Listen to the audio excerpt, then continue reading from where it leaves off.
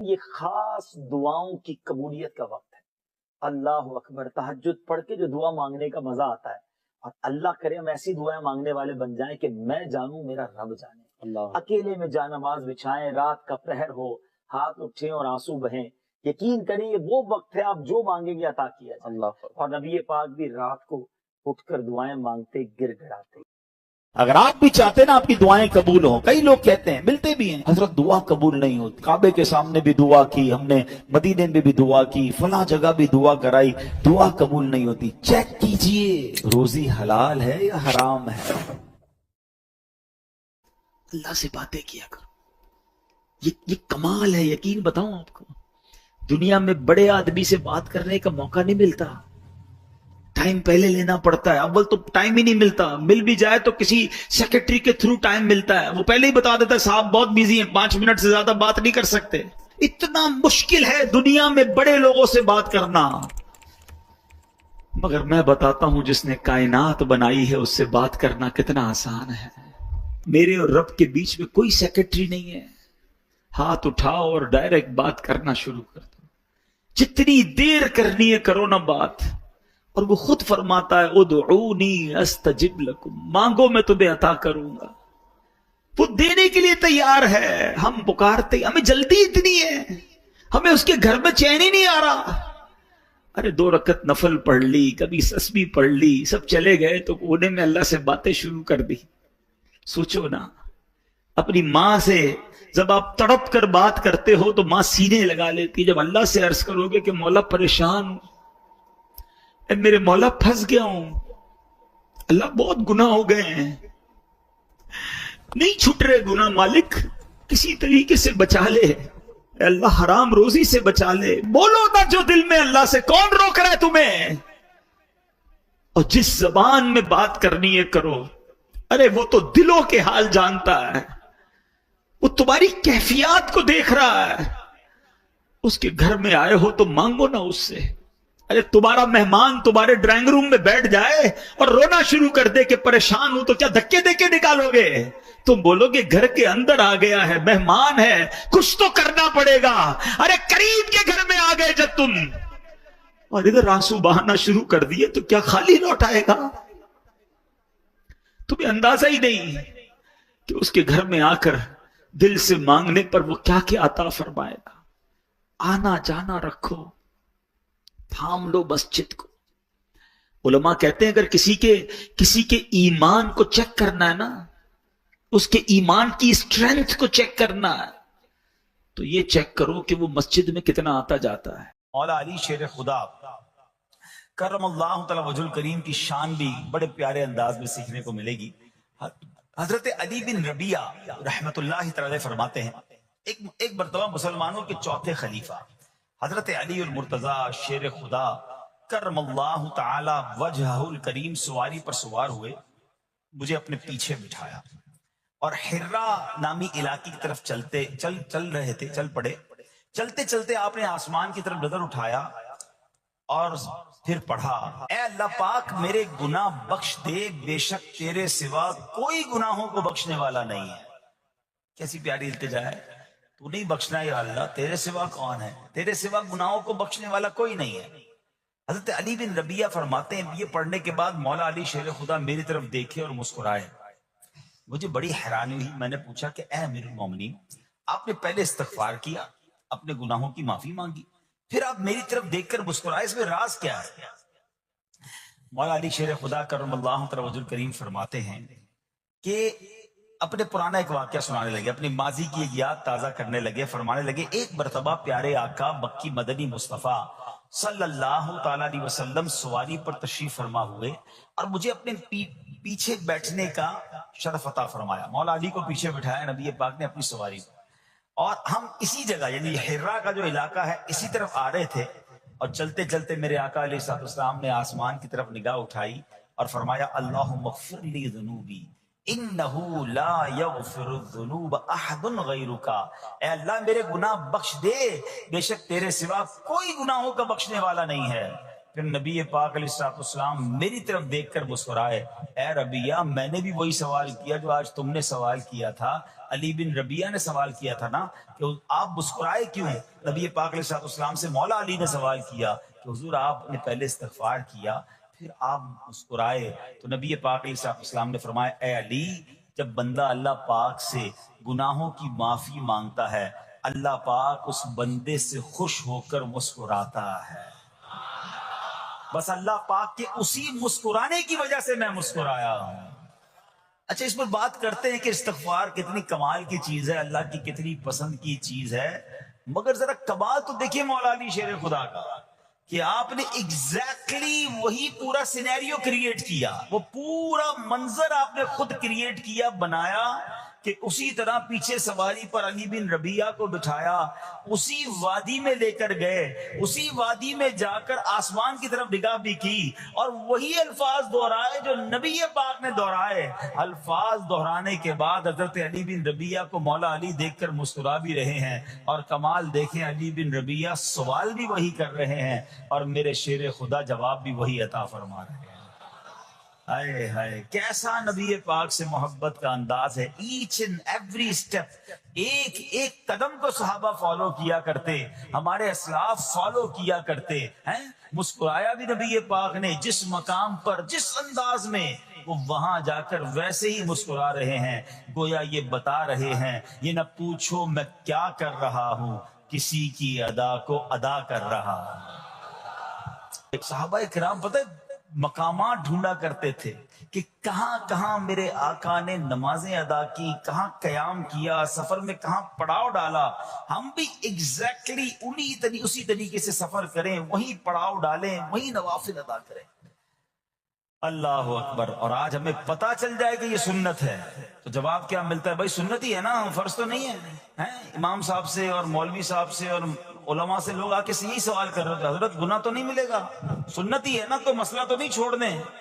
اللہ کے بندو سنت کو اتنا نارمل لے لیا، اب تو نیا طبقہ بن گیا، کہتے ہیں بھائی نماز میں فرض پڑھ لو بڑی بات ہے، کیا پڑھنا سنت ہے کوئی ضروری نہیں ہوتی۔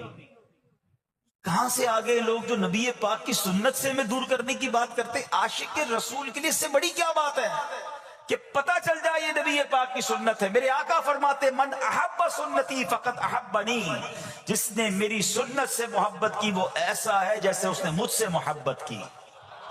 اور آگے سنو، فرماتے ومن احبنی کان معی فی الجنہ، جس نے مجھ سے محبت کی وہ جنت میں میرے ساتھ ہوگا۔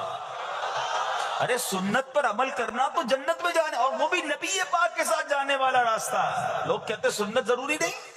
اللہ سلامت رکھے میرے پیر و مرشد کو، اللہ سلامت رکھے دعوت اسلامی کو، قدم قدم پر سنتوں کی بات دعوت اسلامی والے کرتے ہیں۔ یقیناً کچھ لوگوں کو پرابلم ہوتی ہے، یار اتنی سنتوں کی بات، تمہارا بیان بھی سنتوں بھرا بیان، مدنی حلقہ بھی سنتوں بھرا، تو جناب ہر جگہ سنت کی بات۔ ارے غلام آقا کے طریقے کی بات نہ کرے تو کس کی بات کرے؟ ارے مولا علی کو تو دیکھو یار، مولا علی شیر خدا، ہم پنجتن کے غلام ہیں، اہل بیت سے محبت کرتے ہیں، صحابہ سے پیار کرتے ہیں، ان کو دیکھیں نا، ایک ایک قدم کو، ایک ایک طریقے کو، ایک ایک انداز کو فالو کیا کرتے تھے۔ آپ کو پتا ہے حضرت ابوبکر صدیق رضی اللہ عنہ کا وصال کا دن آنے والا تھا، آپ کو آخری گھڑیاں تھیں، آپ نے اپنی صاحبزادی بی بی عائشہ صدیقہ رضی اللہ تعالی عنہا سے پوچھوایا ذرا یہ تو بتاؤ نبی پاک کا جو وصال کا دن تھا وہ دن کون سا تھا، وصال کے وقت کپڑے کیا پہنے تھے، یعنی ایک ایک بات کی معلومات لے رہے ہیں۔ تمنا یہ ہے کہ نبی پاک جس دن دنیا سے پردہ فرمایا اس سنت پر بھی عمل ہو جائے، میرا انتقال بھی اسی دن ہو جائے۔ آپ غور کریں کتنی باریکی سے پیارے آقا علیہ السلام کو صحابہ کرام اہل بیت اطہار فالو کرتے تھے، اور آج پتہ نہیں کیا ہو گیا ہے سنت۔ ابھی تھوڑے دنوں بعد انشاءاللہ حاجی حج کو جائیں گے، اللہ مجھے اور آپ کو بار بار حج کی سعادت عطا فرمائے۔ حج کے دنوں میں ایک ہی سوال ہوتا ہے، مینا کی راتیں سنت ہی ہے نا، نہ گزاریں تو حضرت کوئی دم تو نہیں ہو جائے گا؟ ارے تمہیں صرف دم کی فکر ہے، گئے کس لیے حج پہ؟ میرے آقا نے اگر خیموں میں مینا کے میدان میں رات گزاری تو عاشق رسول کے لیے تو اس سے بڑی راتیں کون سی ہوں گی؟ قدم قدم پر پیارے آقا کے طریقے کو فالو کرنا چاہیے۔ حاجی کو ایک ہی فکر ہوتی ہے بھائی دم تو نہیں لگ جائے گا، مولوی صاحب اور کوئی رعایت بتا دیں۔ ارے ہم گئے عبادت کرنے، سنتوں پر عمل کریں، مستحبات پر عمل کریں، بزرگوں کی اداؤں کو ادا کریں تاکہ زیادہ سے زیادہ برکتیں لوٹ کر آئیں۔ تو بہرحال اب آتے ہیں واپس اسی عمل پر۔ کیا عمل ہے کہ جس کو دیکھ کر رب بھی مسکراتا ہے۔ دوبارہ عرض کر دوں کہ اللہ کا مسکرانا وہ جسم اور جسمانیت سے پاک ہے، اس کی رحمت برستی ہے، اس کی رضا مل جاتی ہے۔ اور وہ کس بات پر رضا ملتی ہے کہ جب بندہ اللہ سے معافی مانگتا ہے تو اللہ اس کے معافی مانگنے پر بہت راضی ہو جاتا ہے۔ سبحان اللہ، اللہ پاک ایسے بندے سے بہت خوش ہوتا ہے۔ کہ وجہ پتہ کیا ہے؟ وہ فرماتا ہے دیکھو میرا بندہ جانتا ہے کہ اس سے گناہ ہوا ہے، اور یہ بھی جانتا ہے کہ میرا مالک بخشنے والا ہے۔ اللہ کی رحمت سے مایوس نہیں ہونا ہے۔ گناہ ہو گیا اب فوراً توبہ کرنا ہے، استغفار کریں۔ سبحان اللہ، اللہم اغفر لی، اللہم اغفر لی، یہ پڑھنے کی عادت بنائیں، ٹھیک ہے؟ اور اس کے معنی بھی ہمیں پتا ہونا چاہیے کہ یا اللہ مجھے بخش دے، یا اللہ مجھے بخش دے۔ اور سبحان اللہ، ہو سکے تو استغفار کے اور بھی الفاظ ہیں، استغفر اللہ، استغفر اللہ۔ ہمارے شجرہ قادریہ تاریہ میں سید الاستغفار لکھا ہے، وہ پڑھنے کی عادت بنائیں۔ کم از کم 100 بار تو دن میں استغفار کریں نا۔ اے کاش کہ ہم استغفار کرنے والے بن جائیں۔ اور آپ کو شاید پتہ نہیں ہے، استغفار جہاں گناہوں کی معافی ہے نا، وہاں یہ بہت سارے مسائل کے حل کی کنجی بھی ہے۔ آپ اگر پرابلم میں ہیں، روزی کے مسائل ہیں، اولاد نہیں ہو رہی ہے، یا کوئی بھی پرابلم ہے، ایک واقعہ سنیے۔ حضرت امام حسن بصری رحمت اللہ تعالی، بہت بڑے بزرگ ہیں، ایک شخص آیا، آ کر کہتا ادھر بارش نہیں ہو رہی ہے، قحط کی پوزیشن آ گئی ہے، بارش نہیں ہو رہی، دعا فرمائیں، وظیفہ عطا فرمائیں۔ آپ نے فرمایا استغفار کرو۔ وہ چلا گیا۔ اچھا، ایک بزرگ بیٹھے تھے ان کے پاس، حضرت ربیع بن صبیح رحمت اللہ، وہ دیکھ رہے تھے۔ دوسرا بندہ آیا، کہتا حضور تنگ دستی ہے، کاروبار میں ڈاؤن ہے، رزق میں تنگی ہے۔ آپ نے فرمایا استغفار کرو۔ تیسرا شخص آیا، کہتا حضور اولاد نہیں ہو رہی ہے، حصول اولاد کے لیے وظیفہ لینا ہے، فرمایا استغفار کرو۔ چوتھا بندہ آیا، وہ کہتا کہ حضور میرے باغ میں، فصلوں میں پیداوار کی کمی ہے، فرمایا استغفار کرو۔ حضرت ربیع بن صبیح کہتے ہیں حضور پہلا بندہ الگ پرابلم لے کر آیا، دوسرا الگ، تیسرا الگ، چوتھا الگ، چاروں کو ایک ہی دوائی، چاروں کو ایک ہی وظیفہ، استغفار استغفار۔ آئے ہائے، بڑوں کی بڑی باتیں ہیں۔ قرآن میں بھی پڑھتا ہوں، قرآن آپ بھی پڑھتے ہیں، مگر دیکھو اللہ والے کیسے پڑھتے ہیں۔ کیا خوبصورت جواب دیا آپ نے۔ آپ فرماتے ہیں سورہ نوح 12:29 آیت نمبر 10 سے 12 کی آپ نے تلاوت فرمائی۔ اب ذرا قرآن سنیے گا۔ بسم اللہ الرحمن الرحیم، استغفروا ربکم انہ کان غفارا یرسل السماء علیکم مدرارا ویمددکم باموال وبنین ویجعل لکم جنات ویجعل لکم انہارا۔ سبحان اللہ، ذرا سنیے گا، اپنے رب سے معافی مانگو۔ استغفروا ربکم انہ کان غفارا، بے شک وہ بڑا معاف کرنے والا ہے۔ اب دے گا عطا، کیا فرمائے گا؟ یرسل السماء علیکم مدرارا، وہ تم پر موسلا دھار بارش بھیجے گا۔ وَيُمْدِدْكُمْ بِأَمْوَالٍ وَبَنِينَ وَيَجْعَلْ لَكُمْ جَنَّاتٍ وَيَجْعَلْ لَكُمْ أَنْهَارًا، فرمایا اور مالوں اور بیٹوں سے تمہاری مدد فرمائے گا، اور تمہارے لیے باغات بنا دے گا، اور تمہارے لیے نہریں بنائے گا۔ باغات بھی بڑھ رہے ہیں، اولاد بھی عطا ہو رہی ہے، مال بھی بڑھ رہا ہے، بارش بھی ہو رہی ہے۔ اس چیز سے، استغفار سے۔ تو استغفار یہ آپ کے بہت سارے پرابلمز کا حل ہے، مسائل کا حل ہے۔ بس اپنی زبان استغفار سے تر رکھے۔ اچھا، پھر اس میں تھوڑی سی شرمندگی بھی ہو، ایسا نہیں کہ استغفار بھی ہو رہا ہے اور دماغ کہیں اور ہے، مسکرا بھی رہے ہیں، ہنس بھی رہے ہیں، اور استغفر اللہ، کسی سے معافی مانگتے ہوئے ہنستا ہے کیا بندہ؟ استغفر اللہ ربی من کل ذنب واتوب الیہ، یا اللہ میں اپنے سارے گناہوں سے تجھ سے معافی مانگ رہا ہوں۔ بہت سارے استغفار کے سیکھ ہیں، استغفر اللہ العظیم من کل ذنب عظیم، اے اللہ میں تجھ سے استغفار کرتا ہوں، وہ رب جو بہت عظیم ہے، اپنے سارے بڑے گناہوں سے میں استغفار کرتا ہوں۔ الگ الگ سیغوں سے اللہ کی بارگاہ میں استغفار کریں۔ ہو سکے تو کبھی گناہ یاد آئیں تو آنسو بھی بہ رہے ہوں، مگر یہ استغفار اللہ کو بڑا پسند ہے، معافی رب کو بہت پسند ہے۔ ابو اللیث سمرقندی رحمت اللہ تعالی لکھتے ہیں، پچھلی قوموں میں ایک شخص تھا، اس نے بہت گناہ کیے تھے، ایک بار اس نے اپنی پچھلی زندگی کے بارے میں سوچا، گناہوں کے بارے میں غور و فکر کیا تو اسے شرمندگی ہوئی.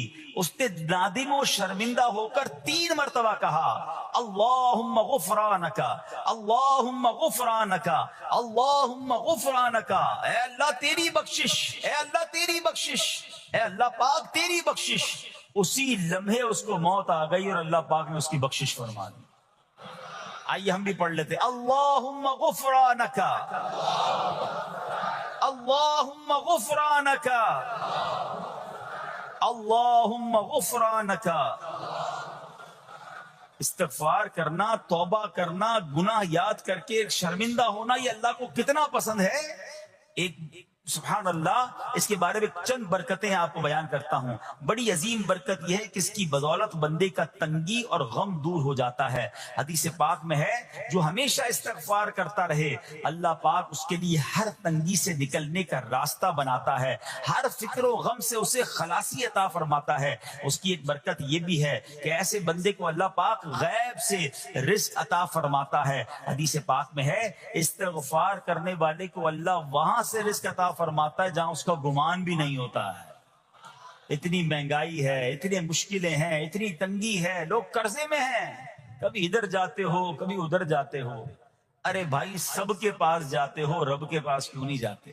استغفار کرنا شروع کر دو، فرمایا ادھر سے روزی دے گا جہاں تمہارا گمان بھی نہیں جائے گا. اس کی برکت سے اللہ پاک دلوں کے زنگ کو دور فرماتا ہے. آئیے پیارے اسلامی بھائیوں، اللہ کو معافی مانگنا، دل سے پکارنا کتنا پسند ہے. میں آپ کو ایک بہت ہی خوبصورت واقعہ بتاتا ہوں، اور یہ واقعہ ہے حضرت موسیٰ علیہ نبینا علیہ السلام کا. اللہ پاک نے حضرت موسیٰ علیہ نبینا علیہ السلام نے ایک بار اپنی مناجات میں عرض کیا یا اللہ یا رب. اللہ پاک کی طرف سے جواب آیا لبیک یا موسیٰ. آپ نے عرض کی یا اللہ تو میرا مالک ہے، تو تو خالق ہے، میں تو تیرا بندہ ہوں. ارشاد ہوا مجھے یہ پسند ہے کہ جب مجھے کوئی میرا بندہ یا رب پکارے تو میں اسے لبیک کہہ کر جواب. اللہ فرما رہا ہے. حضرت موسیٰ نے عرض کی یا رب کیا یہ ہر مطیع بندے کے لیے ہے؟ کیا ہر نیک آدمی کے لیے ایسا ہے کہ جب تجھے وہ پکارے تو لبیک فرماتا ہے؟ سنو اللہ فرماتا ہے ہاں بلکہ ہر گناہگار بندے کے لیے بھی ہے.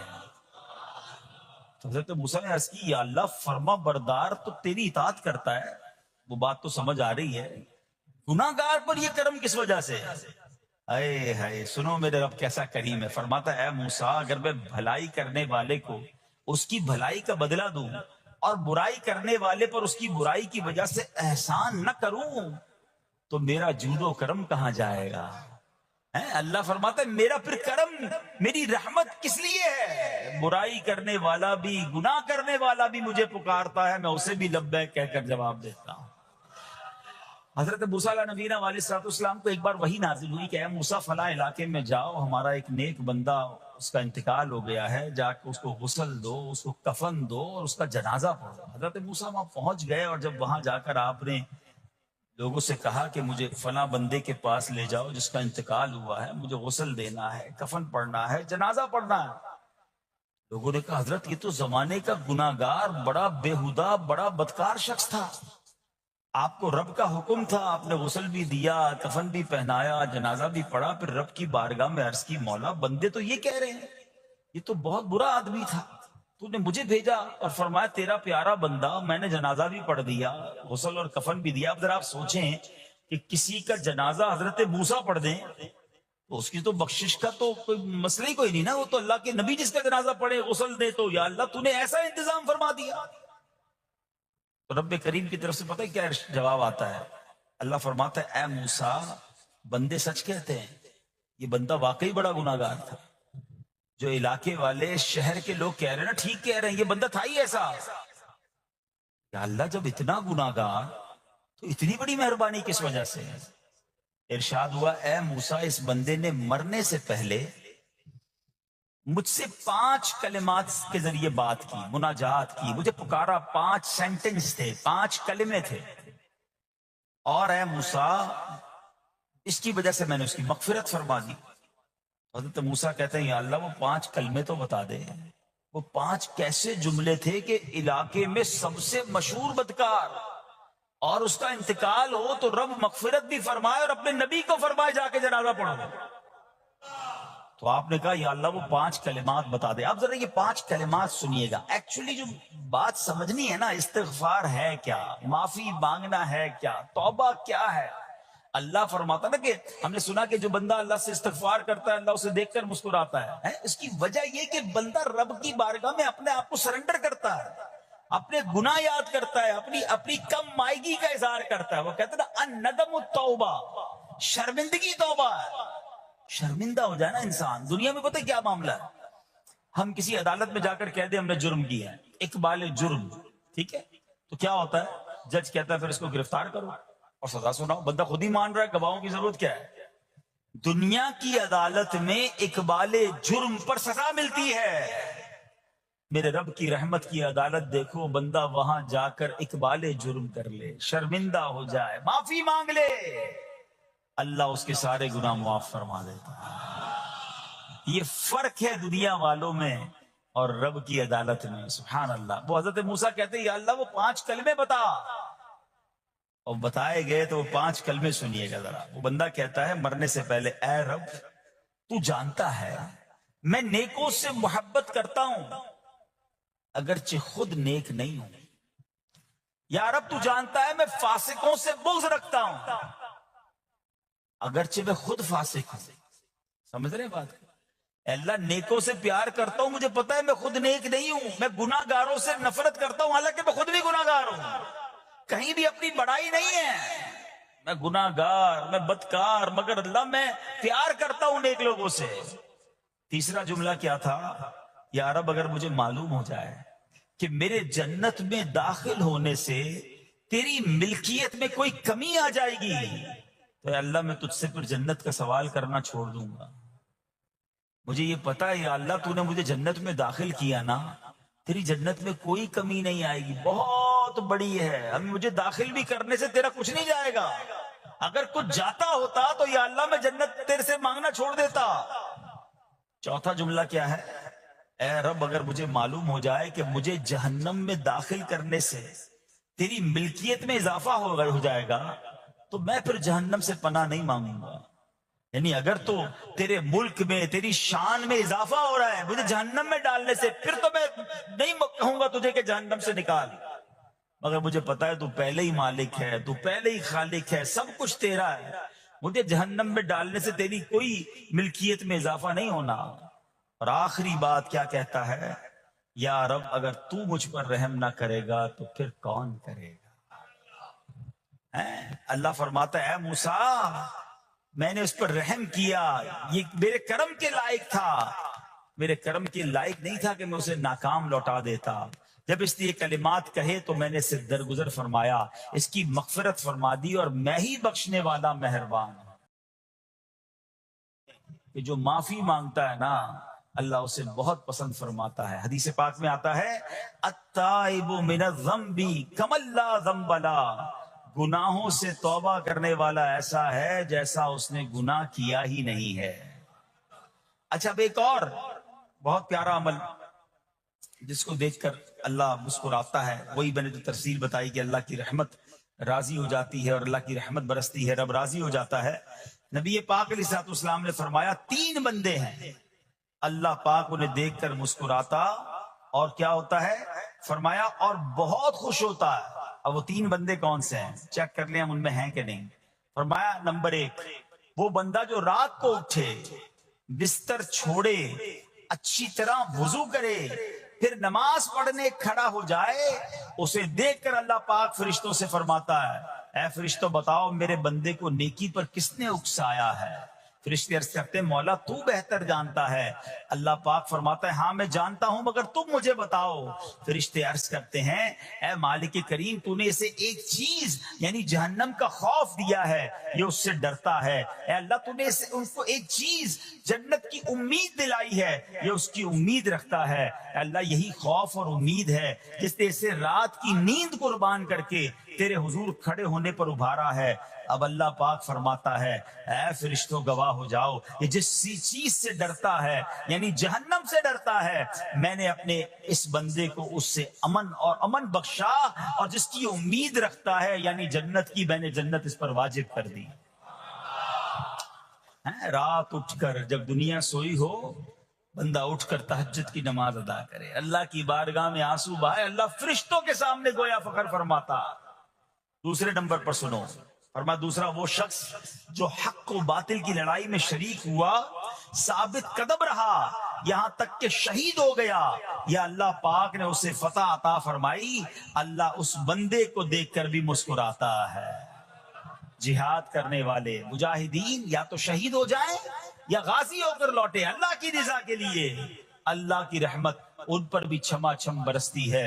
اور تیسرے نمبر پر فرمایا تیسرا وہ بندہ جو رات کو سفر کرتا ہے, یہاں تک کہ رات کے آخری حصے میں جب کہیں ٹھہرتا ہے تو اس کے ساتھ والے سو جاتے ہیں, مگر وہ کھڑا ہو کر نماز پڑھنے لگتا ہے, اس بندے کو دیکھ کر بھی اللہ پاک مسکراتا ہے. اجتماعی عبادت کے بڑے فائدے ہیں. اجتماع میں آنا, محفل میں آنا, دعا میں شرکت کرنا بہت اچھی بات ہے, مگر اپنی عادت ایسے بھی بنائیں کہ کچھ عبادتیں ایسی کریں کہ میں جانوں اور رب جانے. یہ جو رات اٹھ کر دعا کا لطف ہے, رات اٹھ کر جو نماز پڑھنے کا لطف ہے نا, جب ساری دنیا سو رہی ہے اور بندہ اپنے رب کی بارگاہ میں حاضر ہے. علماء کہتے ہیں دن کے نوافل کے مقابلے میں رات کے نوافل افضل ہیں, کیونکہ رات سکون ہوتا ہے, رات رکت قلبی ملتی ہے. سبحان اللہ, رحمت الہی چھما چھم برستی ہے. ہمیں کیا کرنا ہے کہ رات تہجد کی نماز کی عادت ڈالے. رمضان میں بن گئی تھی نا, سحری کے لیے اٹھتے تھے تو لوگ تہجد پڑھتے تھے. اللہ کرے کہ یہ عادت بن جائے. کبھی کبھی, اگر ہر روز نہیں ہو سکتا کم از کم کبھی کبھی کریں. اچھا اگر ایسی کوئی عبادت ہو بھی جائے نا تو پھر سب کو بتائیں نا کہ رات اٹھا تھا تو جناب دعائیں بھی کی تو آنسو بھی بہائے. نہیں, کبھی کبھی ایسا کیا کرو کہ میں جانوں اور رب جانے, اللہ سے باتیں کیا کرو. میں آپ کو صحیح بتاؤں, آپ مجھے ایک بات بتائیں, یہ تو آپ نے سن بھی لیا کہ اللہ کی رحمت کس قدر برستی ہے اس پر. زندگی میں بھی جب کبھی ہم پریشان ہوں اور رات نیند نہ آئے, کبھی کبھی ایسا ہوتا ہے پریشانی میں نیند نہیں آتی, کروٹیں بدل رہا ہوتا انسان, اور اس کروٹ بدلتے بدلتے میں آپ کی جب والدہ حیات ہوگی یا ماشاءاللہ جن کے پاس ماں موجود ہے, ماں جیسی ہستی کہاں ملتی ہے پھر. ایک بار اور سن لو, دنیا کی بہت ساری چیزیں میرے اور آپ کے پاس ہیں جو ریپلیسیبل ہیں, جو بدلی جا سکتی ہیں. موبائل فون لیتے ہیں, بڑی خوشی سے لیتے ہیں, مگر نیا ماڈل آتا ہے تو لوگ بدل لیتے ہیں. سواری لیتے ہیں, بڑی خوشی ہوتی ہے, مگر جب نئی سواری آتی ہے تو ریپلیس بدل دیتے ہیں. ماڈل نیا آ گیا بھائی, اب وہ پرانی لگتی ہے. مگر یاد رکھو, ماں باپ چلے جائیں نا, اس کے بعد ماں باپ دوبارہ نہیں ملتے. ان کا کوئی نیا ورژن یا نیا ماڈل نہیں ہے تو ان کی قدر کر لو, ان کی دعائیں لے لو. تو بہرحال آپ کبھی کبھی تکلیف میں ایسا ہوا ہو کہ رات کو نیند نہ آئی ہو, بے قرار ہو کر ماں کے پاس گیا, آنکھوں میں آنسو لے کر کہ ماں میں پریشان ہوں, بیمار ہوں, یا قرضے میں ہوں, یا فلاں پرابلم ہے. ماں نے کیا کیا تھا, کروٹ بدل کر سو گئی تھی کہ بیٹا تو جان تیرا کام جانے, یا ماں خود بھی بیدار ہو گئی, سینے لگایا اور دعا کرنا شروع کر دی. بھائی ہم روئے تو ماں بھی روئی. یہ ہے نا ماں. میری تکلیف, ایسا لگتا ہے کہ مجھے کبھی کبھی یہ فیصلہ کرنا مشکل ہوتا تھا کہ تکلیف مجھے زیادہ ہوتی ہے, میری تکلیف میں میری والدہ کو زیادہ ہوتی ہے. بیمار میں ہوں, تکلیف اسے, یہ رشتہ کہاں ملتا ہے. مگر مجھے ایک بات بتاؤ, جب میری تکلیف پر رات نیند چھوڑ کر, بستر چھوڑ کر میں ماں کے پاس گیا, ماں نے سینے لگایا, تو اگر میں اپنا بستر چھوڑ کر آنکھوں میں آنسو لیے میری ماں سے مجھے کہیں زیادہ پیار کرنے والے رب کی بارگاہ میں چلا گیا, تو اس کی رحمت کیا مجھے مایوس کر دے گی. میری ماں کے دل میں جو ممتا ہے نا وہ بھی میرے رب نے ڈالی ہے, تو رب کی رحمت کتنی ہوگی. تو کبھی کبھی اللہ کی بارگاہ میں رات کے اس پہر حاضر ہوا کرو. جو پرابلم ہے آپ کی, جو مشکل ہے آپ کی, آپ یقین کریں, آپ اللہ کی بارگاہ میں تہجد کے وقت رات کے آخری پہر آنسو بہائیں, دعائیں کریں, نوافل پڑھیں, پھر دیکھیں آپ کے دل کو تسلی کیسے ہوتی ہے. آپ کا ایمان تازہ ہو جائے گا, اور آپ نے دیکھا کہ ایسے وقت عبادت کرنے والوں سے رب کتنا راضی ہوتا ہے. اللہ کرے یہ بات ہمیں سمجھ آ جائے. اسی طرح عظیم صحابی حضرت عبداللہ ابن مسعود رضی اللہ تعالیٰ سے روایت ہے، پیارے آقا مکی مدنی مصطفیٰ صلی اللہ تعالیٰ علیہ وسلم نے فرمایا ایک بندہ رات کو اٹھتا ہے، اچھی طرح وضو کرتا ہے، پھر اللہ پاک کی حمد کرتا ہے، اس کی بزرگی بولتا ہے، اپنے نبی علیہ الصلوۃ والسلام پر درود پڑھتا ہے، قرآن کھول کر پڑھنا شروع کر دیتا ہے، یہ وہ بندہ ہے جسے دیکھ کر اللہ پاک مسکراتا ہے اور فرماتا ہے دیکھو میرا بندہ عبادت کر رہا ہے جبکہ اسے میرے سوا کوئی نہیں دیکھ رہا ہے۔ اللہ، یہ کاش ہمیں عادت مل جائے کہ ہم اکیلے میں عبادت کریں، انفرادی عبادت کریں، میں جانوں میرا رب جانے، کبھی تلاوت کریں، کبھی درود پڑھیں، کبھی دعائیں کریں، کبھی آنسو بہائیں، سبحان اللہ، اس کا مزہ ہی اور ہے۔ ہاں کبھی ایسا ہونا چاہیے، ہم محفل میں